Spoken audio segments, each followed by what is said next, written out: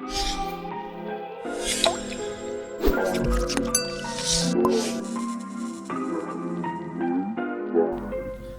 guys, balik lagi barengan saya Iksan. Nah, buat kalian yang udah follow akun Instagram resminya Xiaomi Indonesia, pastinya udah pada tahu kan informasi soal kehadiran smartphone barunya yang direncanakan akan meluncur besok, tepatnya pada tanggal 15 Maret 2022. Yang mana produknya ini adalah Redmi Note 11 series.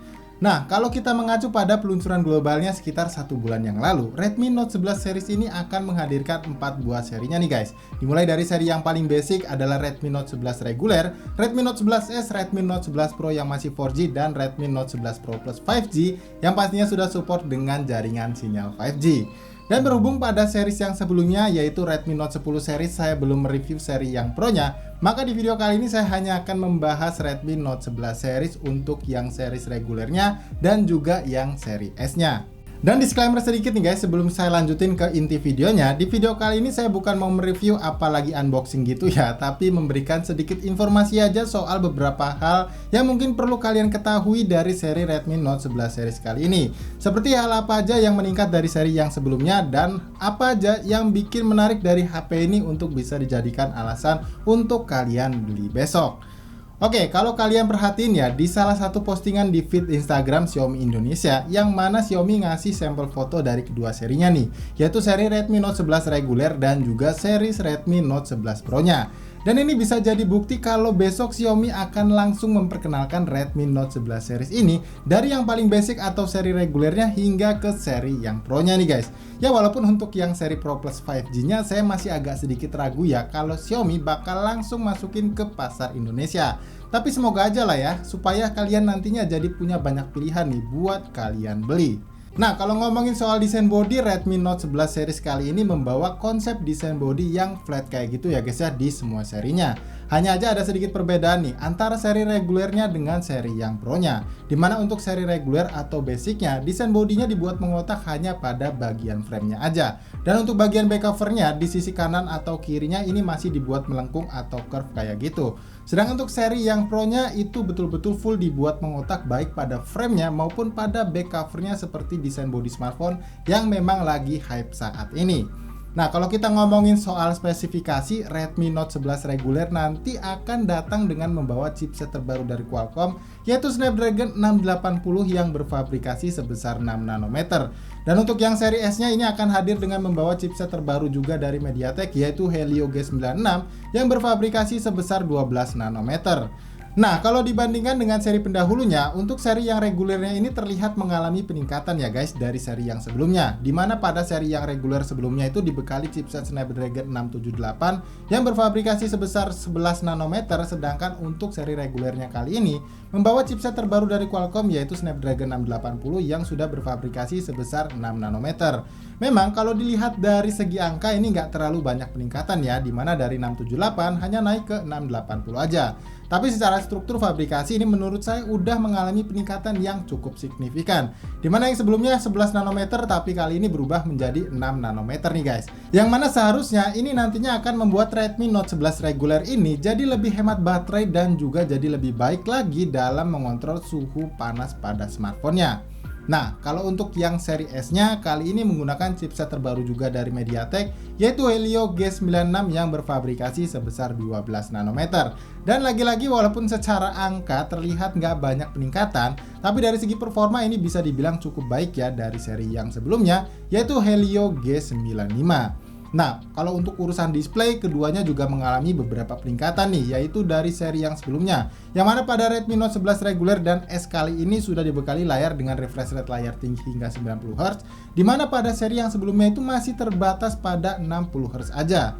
Untuk perlindungan layarnya ini juga masih sama dilindungi dengan Corning Gorilla Glass 3. Hanya aja cuman ada yang sedikit berbeda nih untuk jenis panel layarnya. Dimana pada seri yang sebelumnya disebutkan menggunakan panel layar Super AMOLED, sedangkan kali ini hanya disebutkan menggunakan panel layar AMOLED aja guys.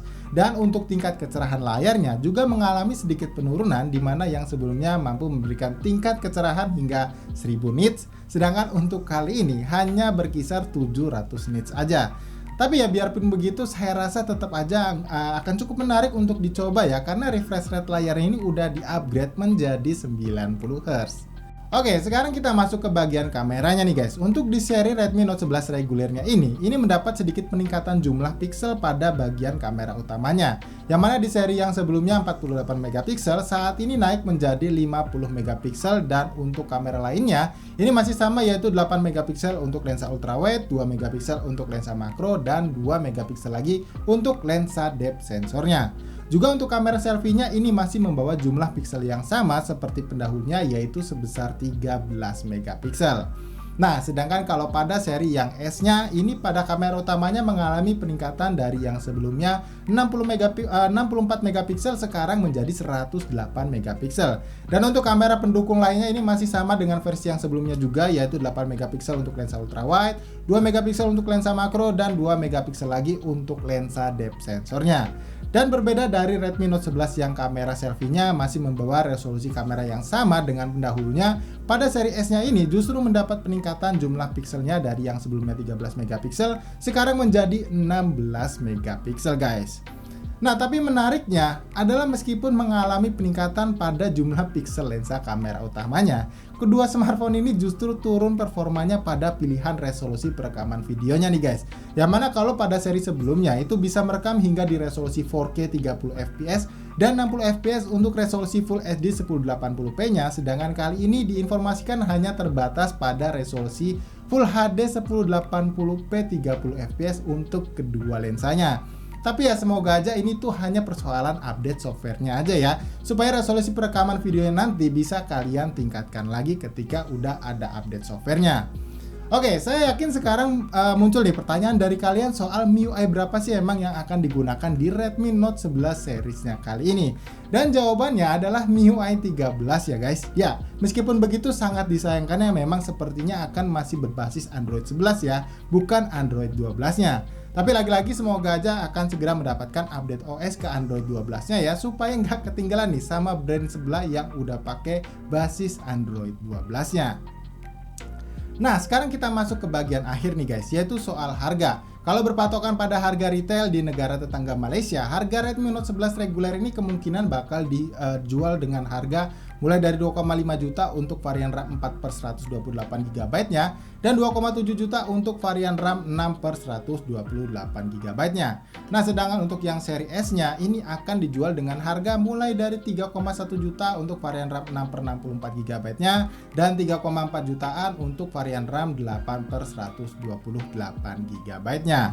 Tapi perlu diingat ya guys, harga dan juga varian RAM yang masuk ke Indonesia besok bisa aja berbeda atau berubah. Dan dapat dipastikan juga untuk harga early bird sale-nya nanti itu biasanya akan lebih murah dari harga normalnya. Jadi pastiin untuk kalian yang emang udah incer HP ini nggak usah nunggu kelamaan. Langsung aja ikutan early bird sale-nya besok setelah acara peluncuran Redmi Note 11 seriesnya. Nah, kalau untuk pilihan warna pada unit Redmi Note 11 reguler dan juga S-nya ini udah dibekali 3 pilihan warna yang mana memiliki 2 varian warna yang sama, yaitu Graphite Grey dan juga Pearl White. Sedangkan untuk varian warna pembedanya adalah Star Blue untuk Redmi Note 11 regulernya dan juga Twilight Blue untuk seri Redmi Note 11 S-nya. Selanjutnya kalau kita bicara soal kapasitas baterai baik dari Redmi Note 11 reguler maupun Redmi Note 11 S-nya ini sama-sama masih membawa jumlah kapasitas baterai yang sama dengan series yang pendahulunya, yaitu sebesar 5000 mAh, dan juga sistem pengecasan daya cepatnya ini juga sama, yaitu sebesar 33 watt. Namun yang membuat hal ini menjadi berbeda adalah di bagian teknologinya nih guys, dimana pada seri terbarunya ini sudah menggunakan teknologi terbaru yaitu MMT yang mana diklaim lebih tahan lama dan lebih cepat terisi penuh saat mengisi daya baterainya apabila dibandingkan dengan series yang sebelumnya. Nah, jadi guys, itulah tadi beberapa hal yang perlu kalian ketahui sebelum memutuskan untuk membeli Redmi Note 11 seriesnya besok. Dan semoga aja isu-isu negatif ya yang hadir pada Redmi Note 10 seri sebelumnya yang bermasalah pada kualitas layar Super AMOLED-nya dan juga pada perekaman videonya yang selalu muncul notifikasi overheating udah nggak bakal lagi ditemuin di seri Redmi Note 11-nya besok. Oke, kalau gitu seperti biasa kalau kalian suka sama videonya jangan lupa klik tombol like-nya dan dislike aja video ini kalau kalian nggak suka sama videonya. Jadi sampai di sini saya Iksan pamit guys, dan sampai kita ketemu lagi di video selanjutnya.